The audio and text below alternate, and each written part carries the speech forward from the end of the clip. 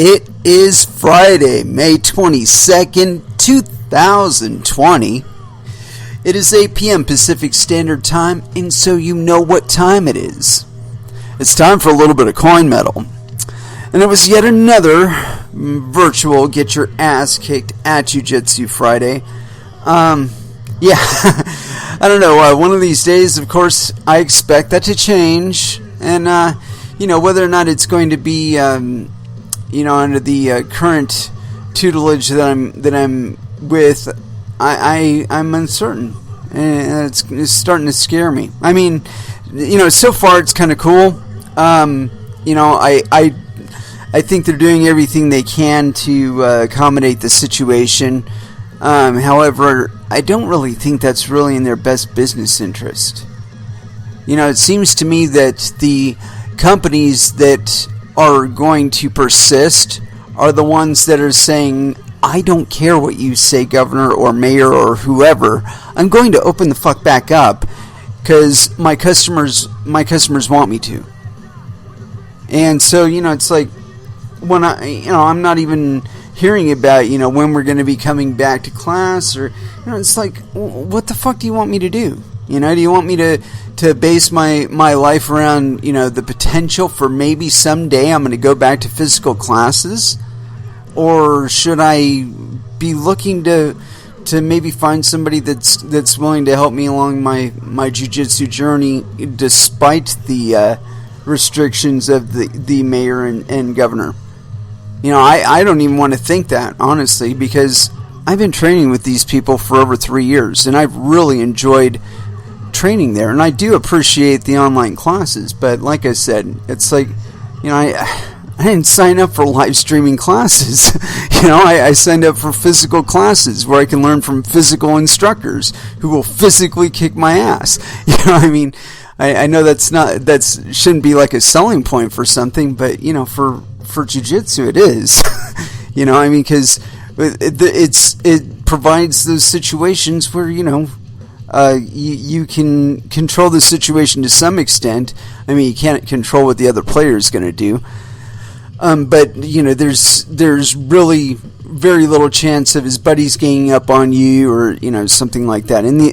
Unless of course it's a real fight because something happened in class. I don't know, or outside of class even. That shit does happen. Sometimes our exterior social life interacts with our dojo social life, and so yeah. But like I said, I want to get back to it. And I know that sounds quote unquote greedy or whatever, but you know what? Whether or not it's just me, all of their students, then I'm sure that all of them are going to be facing this question too. And I don't like saying that either, because like I said, they're very, very good people. I happen to love and respect them very much, and so it's like, I don't want anything bad to happen to their business, but it's like if they don't like open the doors, they're not going to have a business. You know what I mean? It's like that's just a reality. But like I said, I admire their efforts to date in trying to accommodate the situation. I just personally I detest the idea that I should have to ask the governor's permission or the mayor's permission or whoever to open a fucking business. I think if somebody is willing to do business with me and I'm willing to accept the means of the currency that they're willing to transact with, then I can do commerce and to hell with the rest of the planet. It's between me and this other party, and that's about the most libertarian thing I can say about it. But that's nature. It's not just people. It's nature. The path of least resistance. That's nature. That's not something that we just made up to justify what we do or how we do it. That's nature. That's how nature works. And try as we might, we keep running into that within our own lives, and trying to avoid it or whatever. It's fruitless. You're still a physical, corporeal being, and you're still stuck with the restraints of it. You still got to feed that body. You still got to put water in it. It still needs sex. It still needs action. It still needs work. It's a biological being. And so to try and deny it, or the things that are absolutely necessary in order to sustain it, just fruitless. Give it up.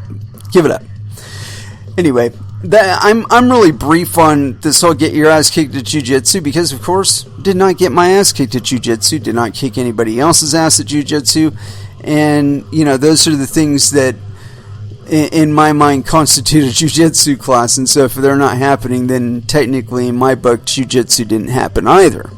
So, hopefully, like I said, hopefully that'll change. I'd really like to see, like, the Gracies step forward and say, look, if you guys are, just come forward and say to all the instructors of their schools or whatever, just tell them, say, yo, if you guys got a fucking open, we will support you.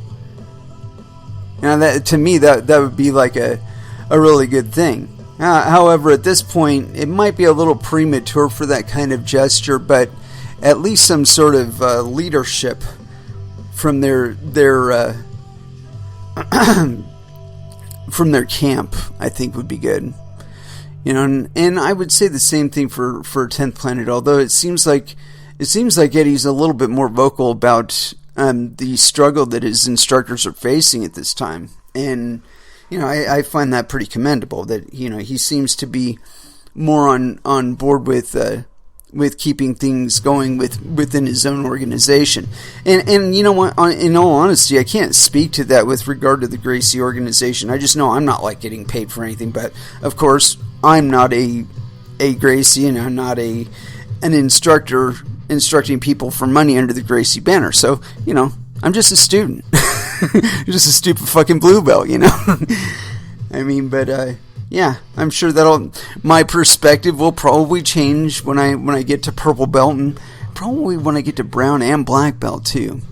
It's one of those aspects of the ranking system that I think is really, really like underplayed, is there is a mental evolution that goes along with it.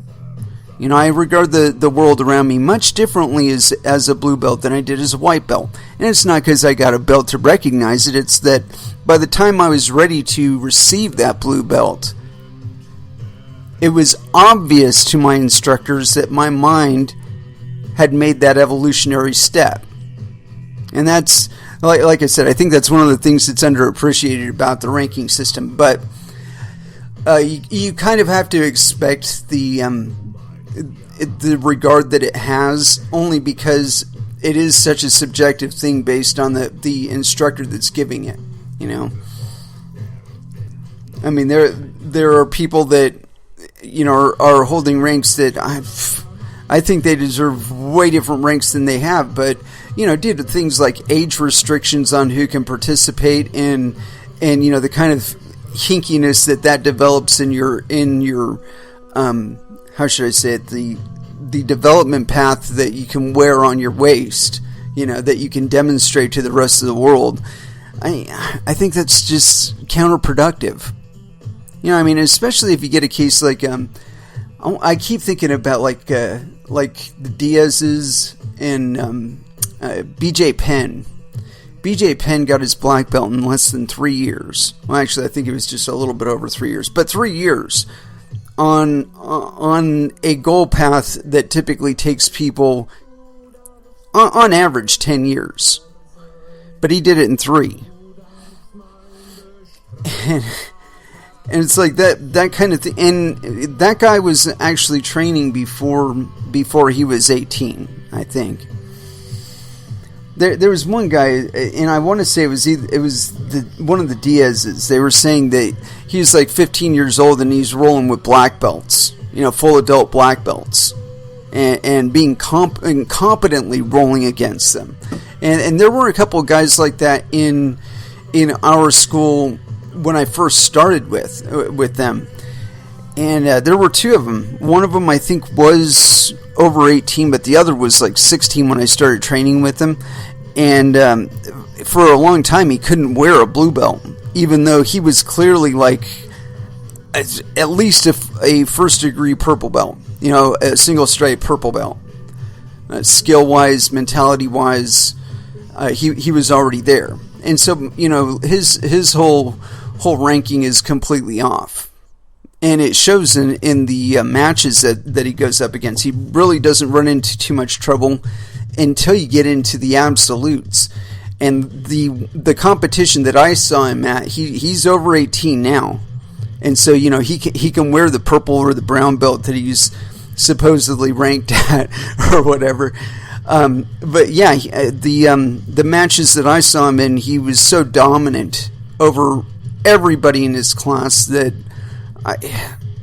you can't put a real fix on where that kid is. I would wager he's easily a brown belt, like a purple belt, high-end purple belt, brown belt. I wouldn't be surprised if he's actually wearing a brown belt at this time,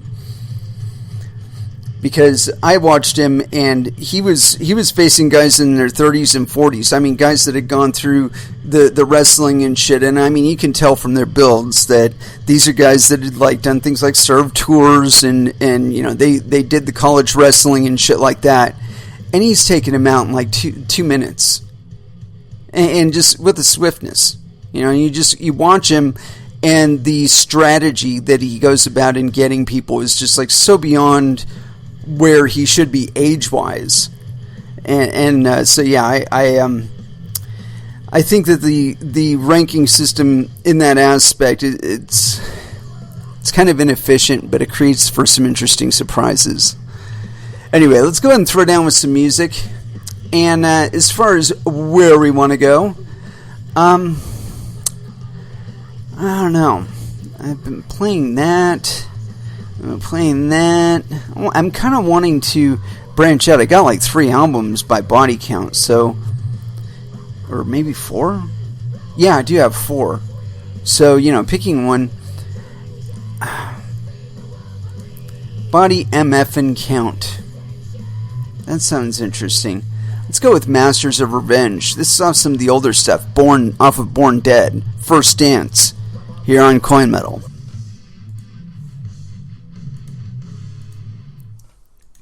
And that was Metallica with Disposable Heroes. And yeah, we were glitching just a teeny tiny bit there during the music break, but it seems to have resolved itself. I swear I got some sort of butt miner in one of my browsers, because it seems like the performance of my computer lags a little bit when I have that particular one open. Not going to name it because it's bad OPSEC. Anywho, as far as what we're going to get into today, got all kinds of stuff. As a matter of fact, I'm kind of all up in the air as far as what to cover. I mean, I got some regulation legislation, which I think is just fucking bullshit, and it's probably a copy and paste of some variant of bit license or cassette license. So yeah, that kind of dissuades me from wanting to cover it, in all honesty. But yeah, this one's always entertaining, and it's an unending saga, and it probably won't end even after the man ends up in prison. But because it is entertaining, at least to me, because of his treatment towards me specifically, yeah, I have a hard time shedding some tears for the guy, Anyway, this one's on news.bitcoin.com. This is by Jamie Redman. So yes, penis. Craig Wright submits list of Bitcoin addresses to the court. Roster contains spent blocks.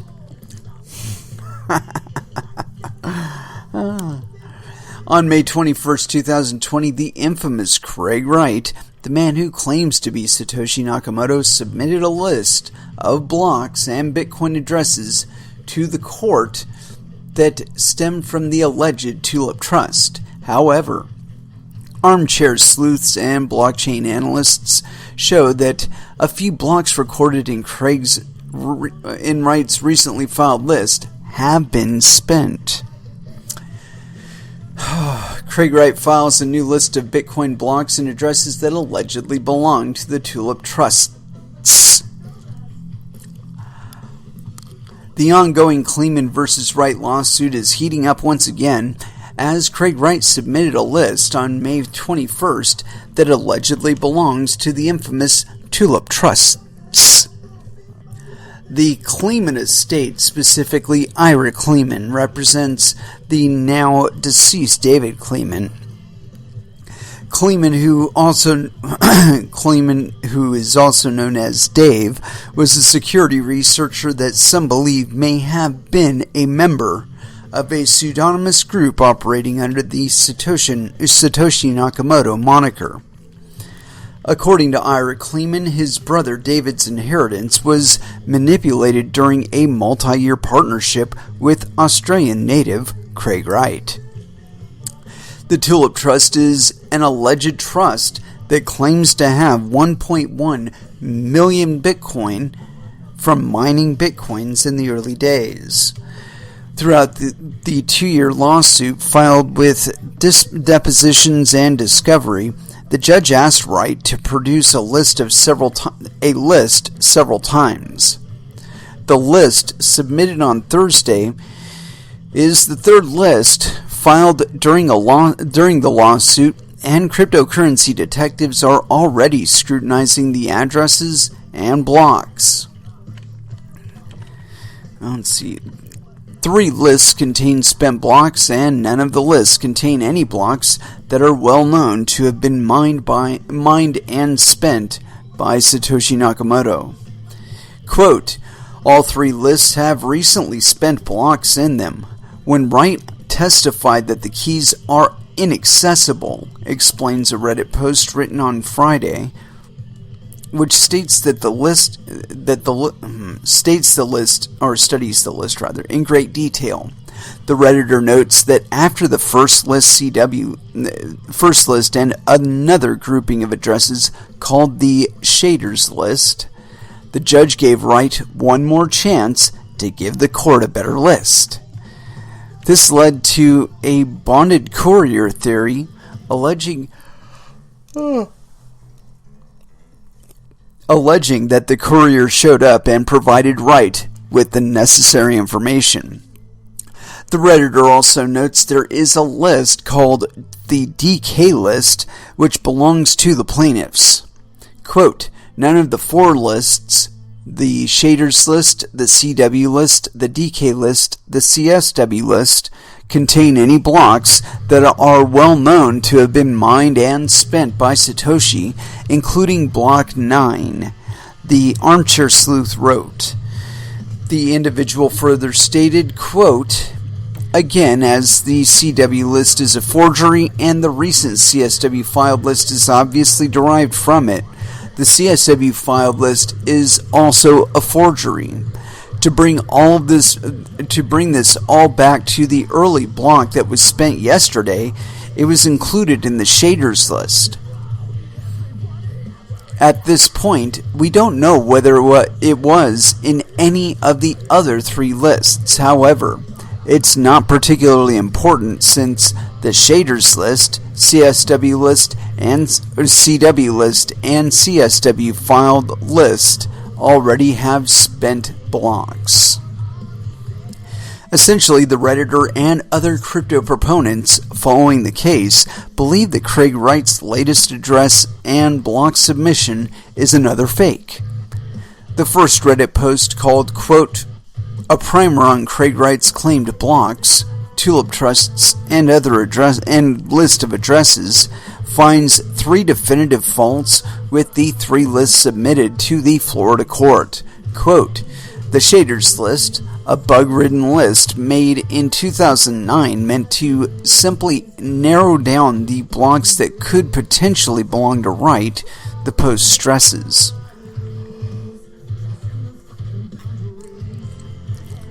Quote, CW list, a list produced by the trust that is an obvious forgery derived from the Shaders list and the CSW filed list, the list submitted by Wright to the court on May 21, 2020, which is supposed to be an accurate list of his actual mined Bitcoin. This is also an obvious forgery based on the CW list and the Shaders list. It was supposedly made around 2010, the post concludes. Let's see. Yeah, and let's see if there's any more to that. Nope. Seems like that is about it to it. So yeah, as usual, for the fourth time now, according to this, CSW has failed yet again to prove that he is Satoshi by indicating or by providing lists of addresses of wallets that he supposedly owns and Bitcoin that he supposedly mined. And yeah, and thus far he's yet to prove that conclusively. So I don't know, this guy's silly. You know, either he's had the coins and he's been spending them all this time, and it's been accessible all this time, in which case he's been lying to the court about them being inaccessible and being unable to provide them to Mr. Klayman, or he just scrounged around until he found addresses that actually had Bitcoin in them and that were mined within the specific time frame, and claimed that he was the miner involved in it. Either way, he's lying. I don't know how many times we have to run into this wall. I mean, I swear, there's this big brick wall out there, and it's got one thing painted on it, and it's in big bold letters, and it's Craig S. Wright is a liar. And we keep running into this wall again and again and again and again. And you know what? I believe that the courts are going to get sick of his bullshit. And they're just going to write up their own fucking perjury charges against him. And he's going to be put in prison for those. Whether or not he's been actually telling the truth, but being really sneaky about it, that's not going to save him at this point. He has provided material falsehoods multiple times throughout the course of these trials. And he has yet to conclusively prove that he was related in any way, shape, or form to the early Bitcoin project, aside from, of course, some little brief tags here and there that could just as easily have been back posted and themselves fraudulent. Anyway, I saw this thing in this is along one of my favorite subjects, and I don't know, I didn't really want to get into a whole bunch of different things today, but we might just do it just to do it. But this one in particular I thought was really important because, you know, it's been one of my prime theses concerning these off-chain projects such as LN, that eventually the block space would become too expensive to participate in Bitcoin or use Bitcoin as any form of money for the average person. And so this is on news.bitcoin.com, and it's by Jeffrey Gogo. So yes, penis. Bitcoin miners double revenue, fees spiked over 200% in 10 days since the halving. Bitcoin miners earned 44% more in transaction fees in the 9 days since the halving than they did for the whole of April. If this continues, miners will have more than doubled their income from transaction fees going forward. According to data from Coinmetrics, miners have collected the equivalent of 1,176 Bitcoin in transaction fees since Bitcoin's third supply cut on May 11th. That compares with the 818 Bitcoin earned as fees in April and the 1,251 Bitcoin in March, the figures show.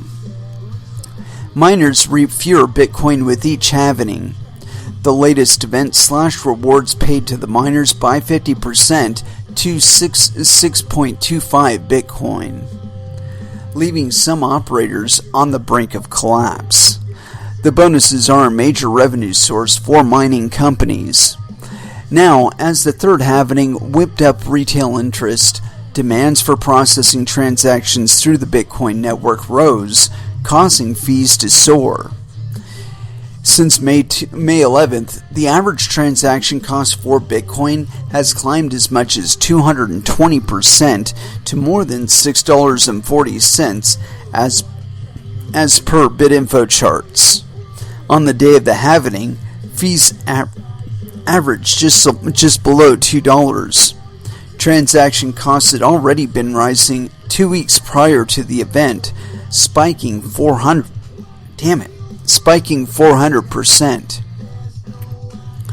Fees are paid each time a Bitcoin transaction is processed and confirmed by a miner, who pockets the fees in addition to the block reward as revenue. There's been some suggestion that miners are using higher fees to compensate for lost revenue from the block reward cut, creating what could arguably become a future market for Bitcoin, one based on fees. Proponents argue higher fees help keep the Bitcoin network secure. No, it doesn't. Really, it doesn't. But the Bitcoin fundamentals are unimpressed, citing high cost as a stumbling block to mass adoption. Miners are now hoping that the price of Bitcoin rises above 10,000 and stays there for them to remain profitable. What do you think of the transaction fees? Let us know in the comments section below. Join the discussion. Is there comments? Please tell me there are comments. There's one comment. SEO guy says, greedy miners have destroyed this currency. It will never be a standard for remittance. There are a handful of other alts superior in terms of transaction fees, transaction times, and privacy. The market is looking for another standard crypto to replace Bitcoin. Watch Bitcoin dominance continue to plummet. All of these are temporary metrics. Bitcoin could say make that adjustment where they need bigger block sizes, and all of a sudden those transaction fees will plummet, but the demand for the block space will probably remain persistent, if not go up. And for all you LN guys, that means that you'll be able to afford to participate on the Lightning Network for a good deal longer period of time. Anyway, let's go ahead and throw back down with some music, because I'm feeling the need. And there's a song playing right now, and I never play it, but I love this song dearly. It's called The Toxic Waltz, and it's by Exodus, here on Coin Metal.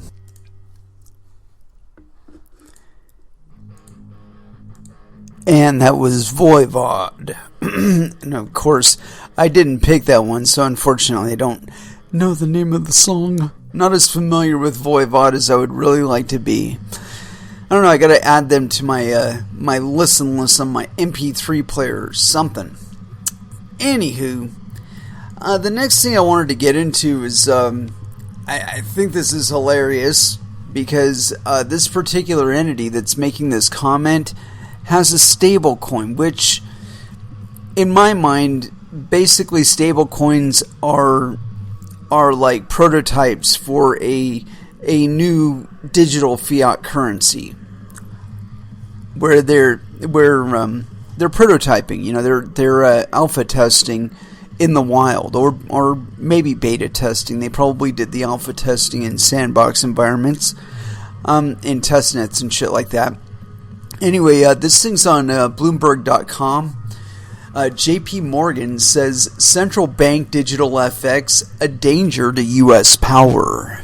And this is by Joanna Ossinger, so no penis. And this is authored May 22nd, 2020 at 12:14 a.m. PDT. As the idea of a central bank digital currency starts to gain traction, the U.S. in particular needs to pay attention or risk losing a major aspect of its geopolitical power, according to JP Morgan Chase & Co. Quote, "There is no country with more to lose from the disruptive potential of digital currency than the United States," analysts including Josh Younger head of U.S. interest rate derivative strategy, and Michael Feroli, chief U.S. economist, wrote in a report. This revolves primarily around U.S. dollar hegemony, issuing the global reserve currency and the medium of exchange for international trade in commodities, goods, and services conveys immense advantages.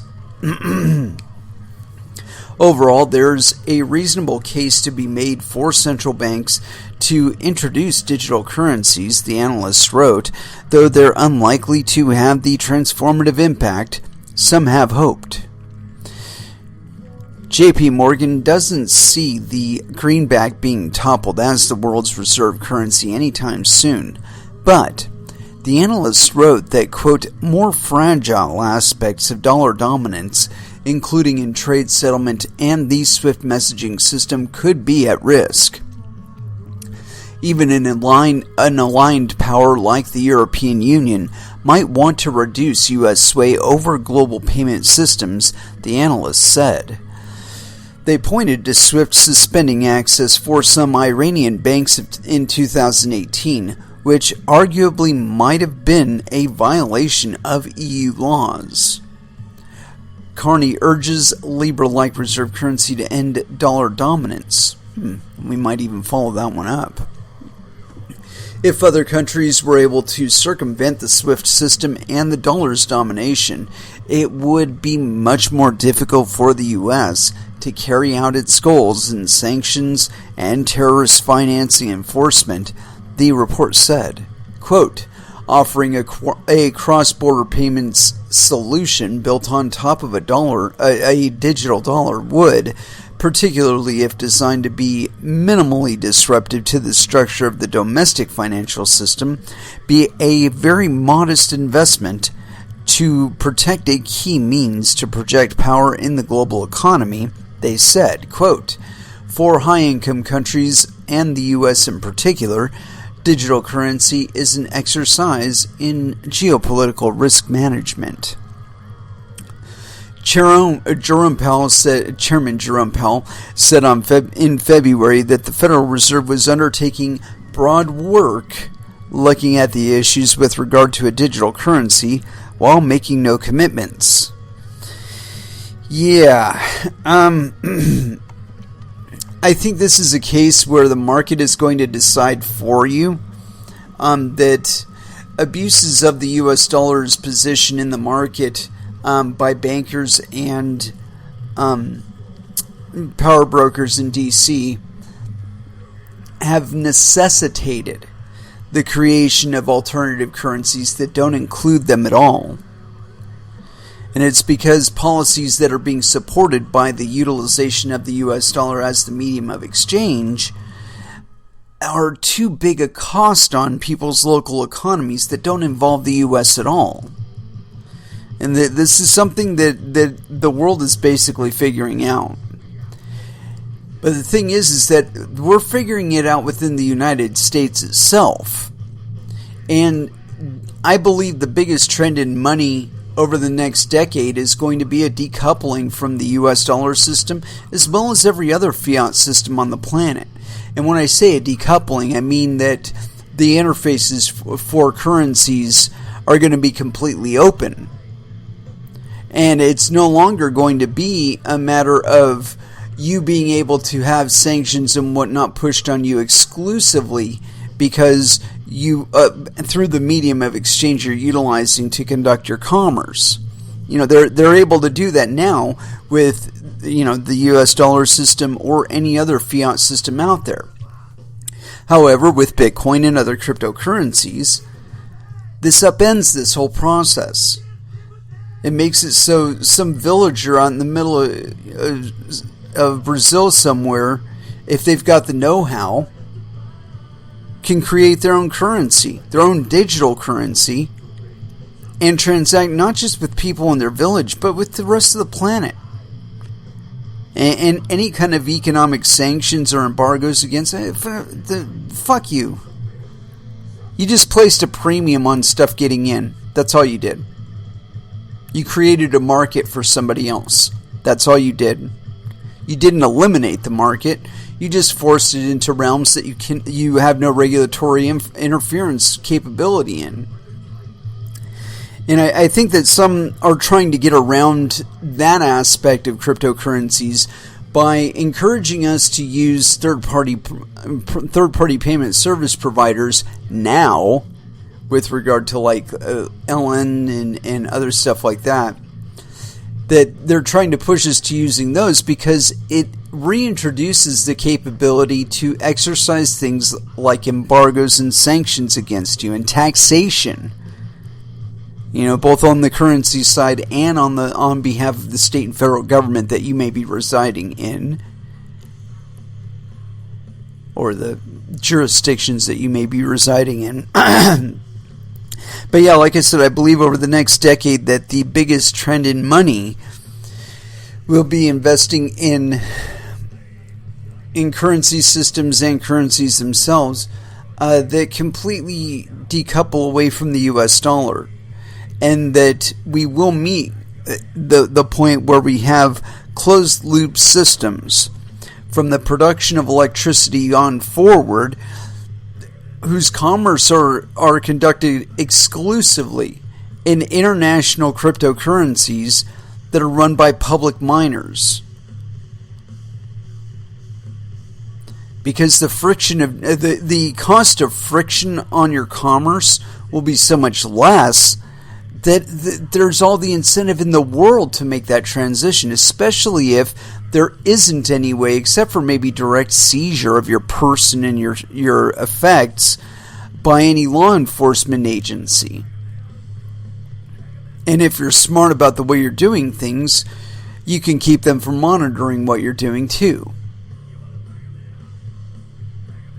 So, you know, the idea of that they're going to be attacking whales and stuff like that and arresting them and crippling the crypto economies that way, that's silliness, pure silliness. However, I do believe that this is one pressure point that they might be able to flex on, and that's miners. Not that they're going to be able to license miners or regulate them in that way, but maybe in other ways. You know, maybe some sort of zoning requirement or some such. Because then it's just a matter of pressing on the big factory-sized fucking hash farms out there and exerting pressure on them. This is the danger with too much of the mining being tied up in one facility or under one body. You know, there are obvious ones, you know, such as the potential for 51% attacks and stuff like that. But the greater threat is that they will attack the networks by hitting the biggest nodes, and this will greatly hinder the security of the network. And while up front, at least right now, that would be a negative move, it would over the long term be a positive move for us, because it would reveal the central point of failure in the target that is created by hash farms, and thus mining will become more diffuse and smaller in size. And I think that this alone is going to drive more people to be interested in mining, because the big old hash farms are going to be getting the no-knock raids and getting shut down. And like I said, that'll be creating enough of a threat potential against Bitcoin that people like you and me are going to be firing up everything that we possibly can to mine it. And I do believe this change is going to come.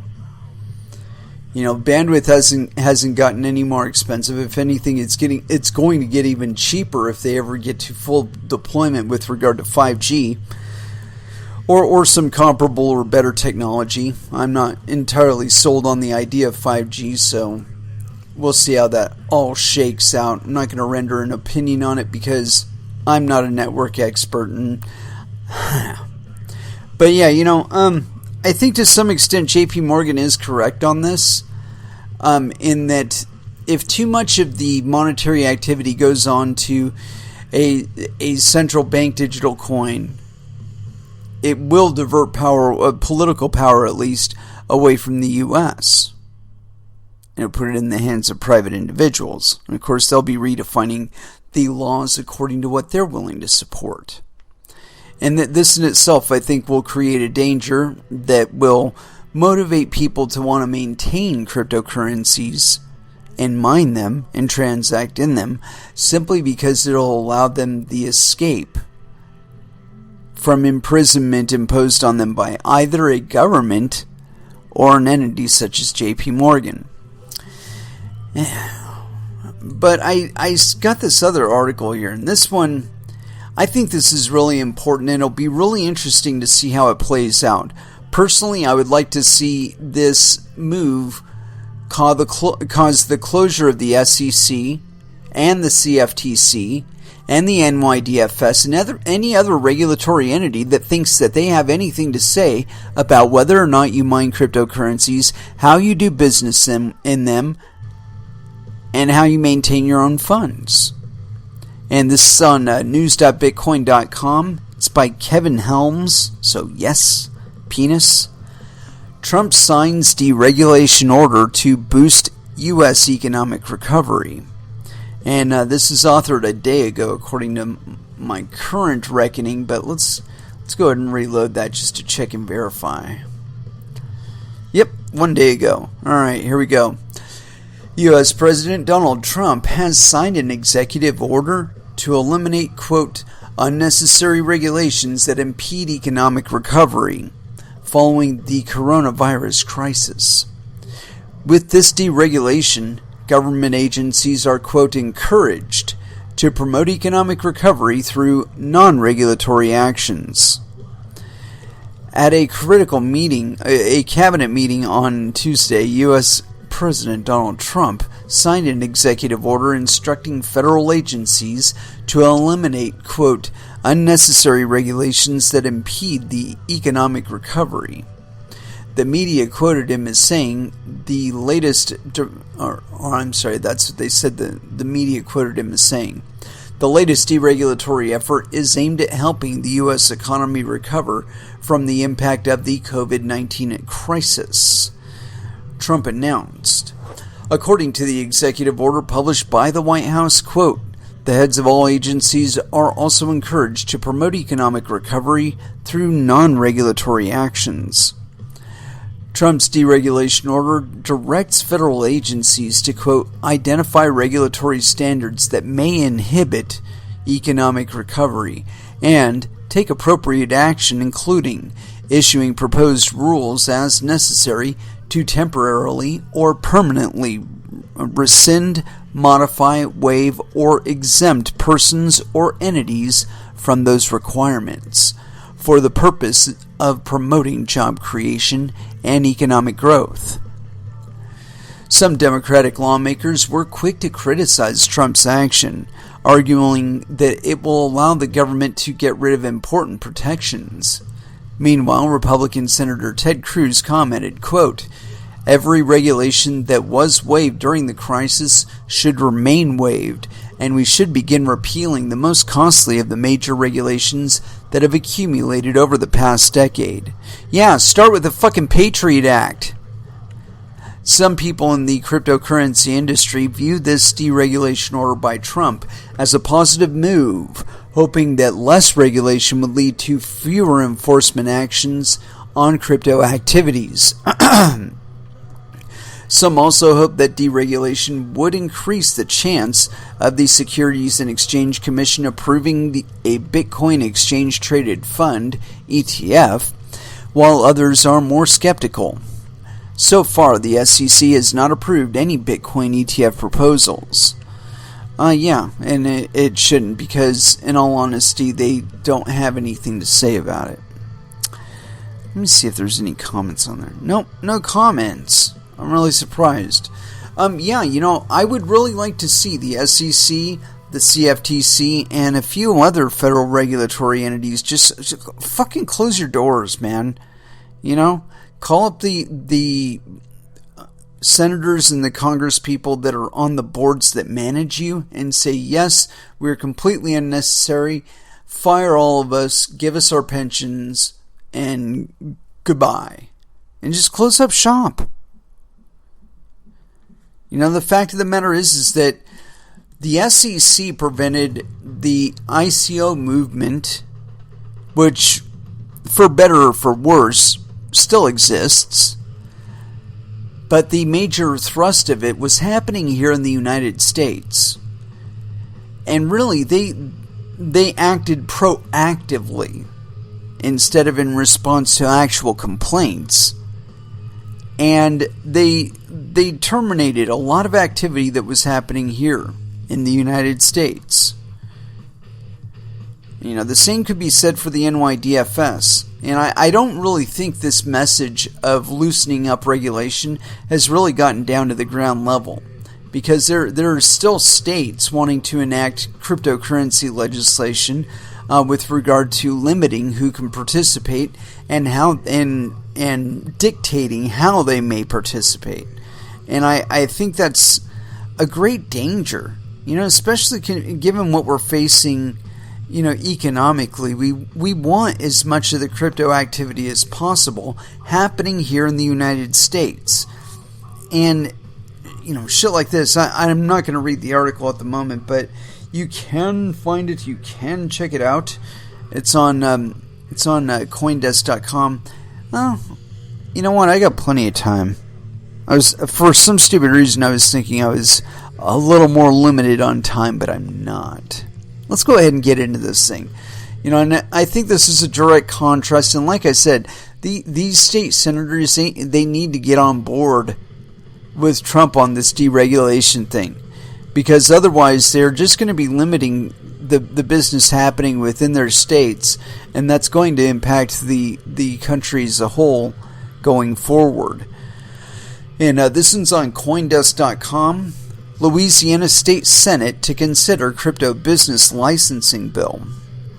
And this is on May 22nd, 2020 at 1834 UTC. And this is by Danny Nelson. So yes, penis.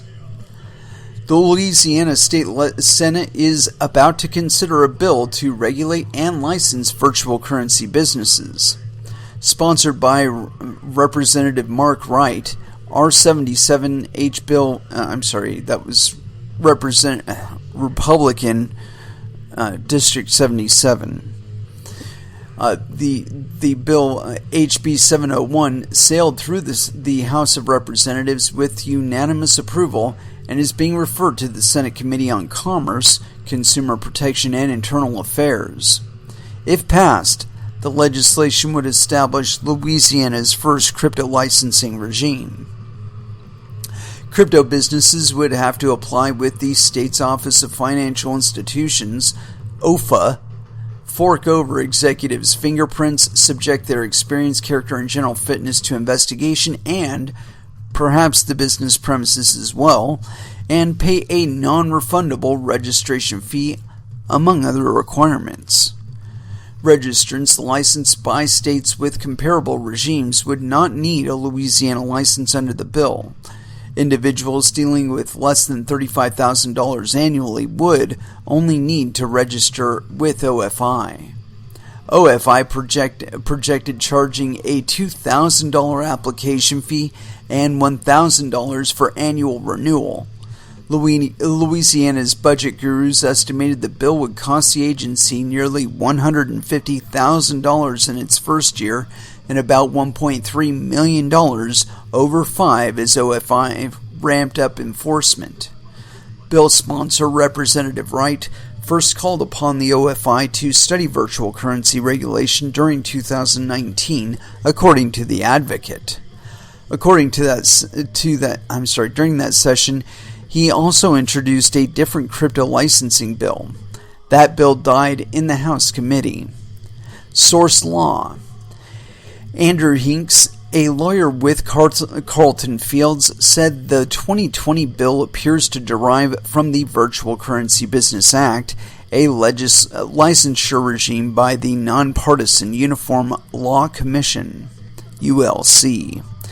ULC drafts model laws meant to bring statutory uniformity across state lines. California, Oklahoma, and Hawaii are all considering versions of the VCBA, he said. Quote, sometimes the ULC model is released and everybody says, quote, oh, this is the greatest thing that's ever happened to me, and everybody goes out and passes it in their own state legislature, he said. Sometimes they release a law and everybody looks at it and says, yeah, not interested. The 23-page bill, Right bill, has significant differences from the ULC's 50-plus page VCBA. Hinks said it does not include reporting requirements, enforcing mechanisms, compliance programs, or consumer protections that the VCBA put forth. Representative Wright did not immediately return a request for comment. Yeah, dude, you should definitely shit can this thing in the Senate. Because, and especially now, given what we've found out about Trump's issuing a deregulatory order. Louisiana, if you want crypto business to happen within Louisiana, don't try and license the shit. Leave it the fuck alone. Don't try and tax the shit.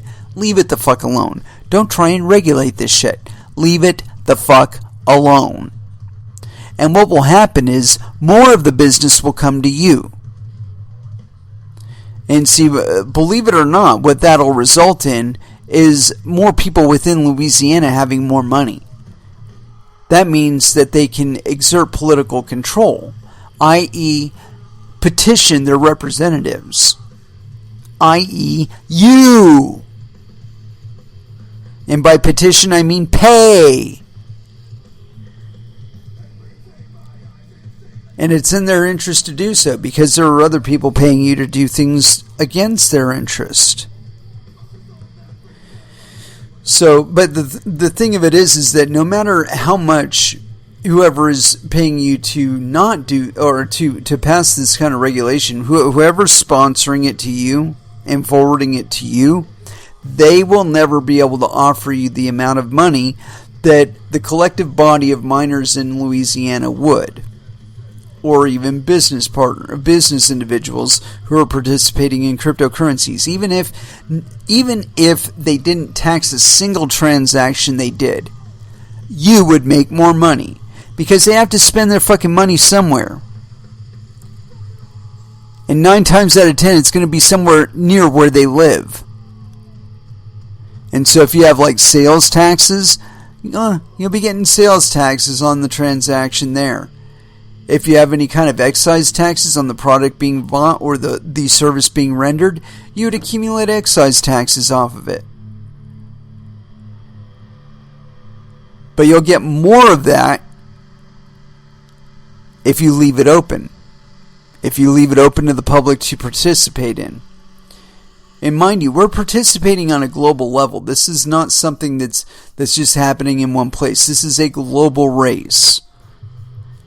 And the cheaper you can provide electricity, the better rates you can provide on things like land taxes and stuff like that, the better the incentive is to do that mining within your state, within your district.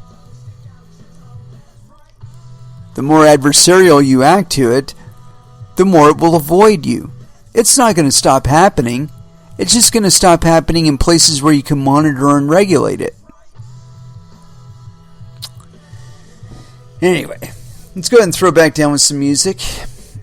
And I feel like playing a little bit of Machine Head, Davidian, here on Coin Metal.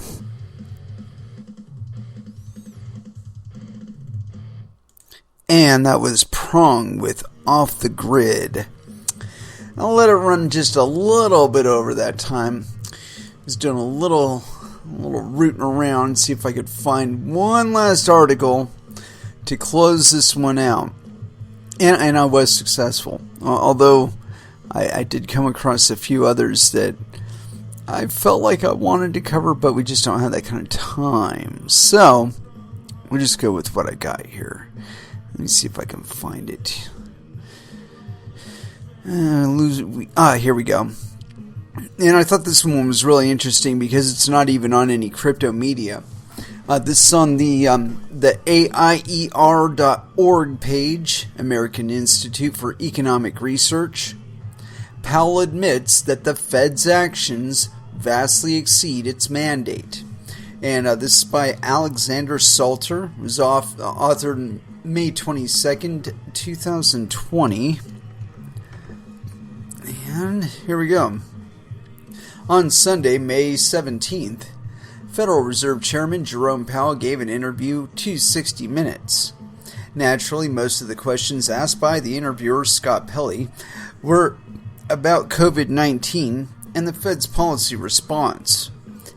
The interview was cordial and informative, and Powell acquitted himself as well. But a close look at the transcript suggests the Fed's mission has changed. Pelley asked Powell to compare the Fed's response to COVID-19 to its interventions following the 2007-2008 financial crisis. Quote, "So the things we're doing now are substantially larger," Powell frankly admitted.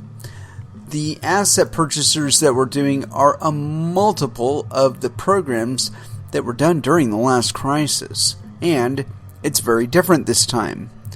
In the last crisis, the problems were in the financial system, so they were providing support for the banking system. Here, really, the problems are in what we call the real economy, actual companies that make and sell goods and services. And what's happening to them is that many of them are closed or just not having any revenue." Powell has acknowledged two things here. First, and most obviously, the magnitude of the Fed's response greatly exceeds its response to the financial crisis. Second, the least, according to Powell, at least according to Powell, the economic turmoil caused by COVID-19 has not precipitated distress in financial markets. Instead, Powell claims the troubles are in the real economy, that is, markets for final goods and services. The two are one and the same, by the way. Lest there be any doubt about Powell's view on the latter, he explains further how banks and other financial institutions have performed reasonably well in the face of COVID-19. Quote, "After the last financial crisis," he notes, "the banks more than doubled their capital and liquidity, and they're far more aware and better at managing the risks they're taking. They're so much stronger than they were before the financial crisis," the last financial crisis, that is. "So the banks have been strong so far." By acknowledging that the magnitude of the Fed's response is unprecedented, despite relatively strong financial markets, Powell makes a damning admission. The Fed is tasked with providing monetary stability and supporting financial markets, not directing the real economy. What's happening right now is outside of the Fed's purview, and yet the Fed is doing more than ever. What the Fed's efforts of late have focused on,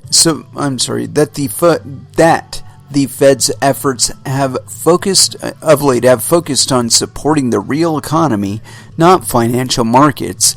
It's obvious. Powell says as much himself. Quote, "We're trying to do what we can to get them through this period where they're perfectly good companies that have had, sound financial condition as recently as February, but now they have no business, and they have fixed costs," he said, "so we're trying to help them get through that period." A more charitable interpretation of the recent Fed action might claim its support of the real economy is in line with its other objective, namely, providing monetary stability.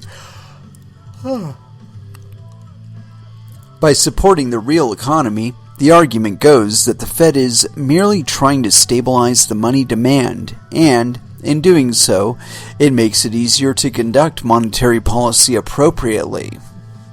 If that were the case, the Fed's new approach might be justified, but there is little, if any, support for this more charitable view.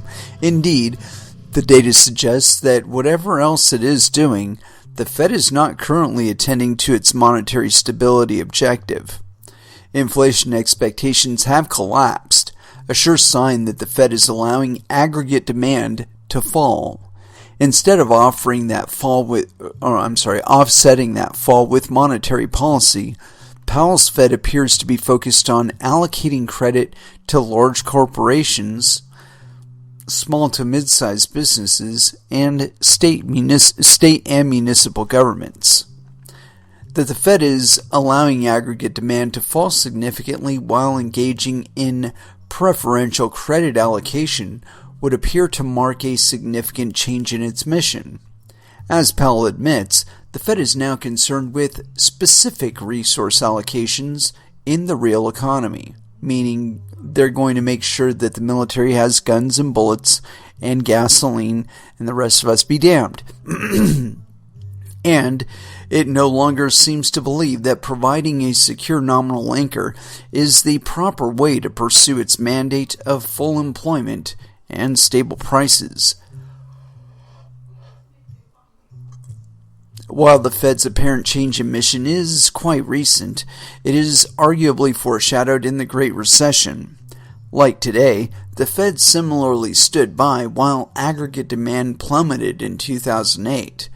But unlike today, it limited extending preferential credit to those in the financial system.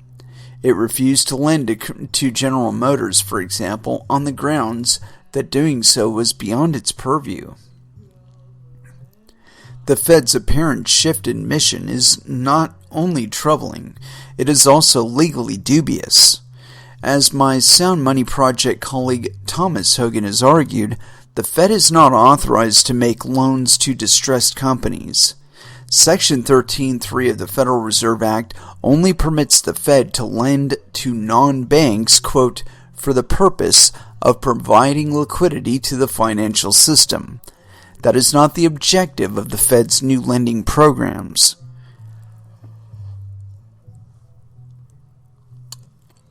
Powell has explicitly conceded that there is no financial distress in this case. Financial markets are not illiquid. Banks are not failing. Systemic insolvency is not a risk we currently confront. When asked by Pelley whether he is now, quote, satisfied that the markets and equity markets, the bond markets, are functioning properly, Powell's response could not have been clearer. Quote, they have been, he said. The markets have been functioning well.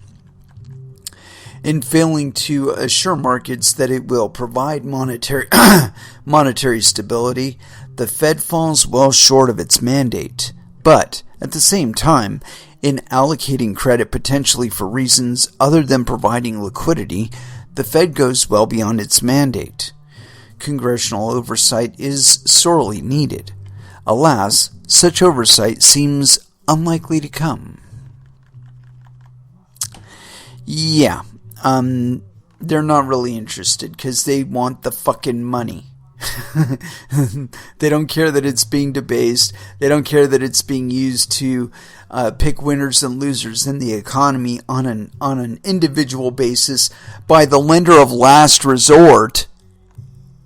Give me a fucking break, man. These people are not supposed to have this kind of control in our economy. They're supposed to provide liquidity into the banks, not individual companies. So yeah, and to some extent, this program has been going on for quite a while, and it's only now morphing into this. Previously, the Fed was conducting direct trading actions from their own trading desk, their own internal trading desk at the Dow. Yeah. They have one of those in I can't remember which one of the Federal Reserve buildings they have it in, but they do have a trading desk with phones directly down to the trading floor of the Dow. and they make these direct purchases on a daily basis. They are active traders. They should not be that in our fucking economy. They are effectively picking winners and losers by giving them capital up front, buying their stock on the exchanges, and then of course through these backdoor mechanisms where they themselves are saying that, you know, they've got all kinds of money in banks, so it's not like the banks are broke. It's that you aren't borrowing any money. You aren't borrowing money to start a business because the regulatory demands on you making a business are too fucking high. And you won't risk going forward without a license from the government because, well, then you'll be facing issues with costs that are legal in nature as opposed to just financial for your business. And so, yeah, these people just do not understand. They've taxed the economy into a standstill, and yet they're trying to keep it pumping along by pumping blood directly to like a finger or a hand, you know, and like neglecting the rest of the body. And I'm sorry, you can't do that because there's too much of the rest of the body that needs to be functioning in order for the hand to exist at all. So yeah, I think that Trump really needs to be stomping on some heads and just closing. You know, most of the federal entities that he's talking about that need to loosen up regulations and shit, most of those fall under the executive branch.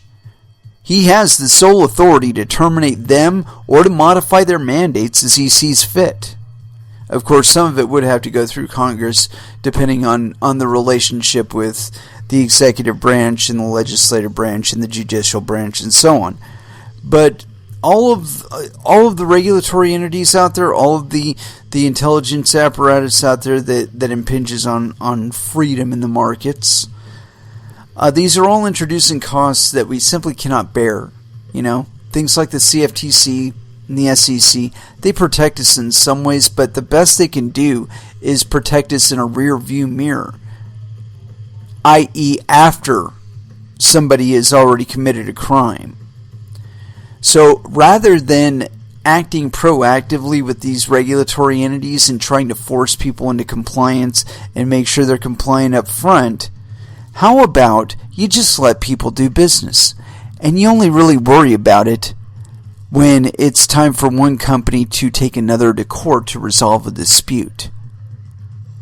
Because we already have plenty of laws on the books concerning theft, concerning fraud, what's a legitimate claim, what's an illegitimate claim, what kind of claims you can make. There are all kinds of laws on the books about that.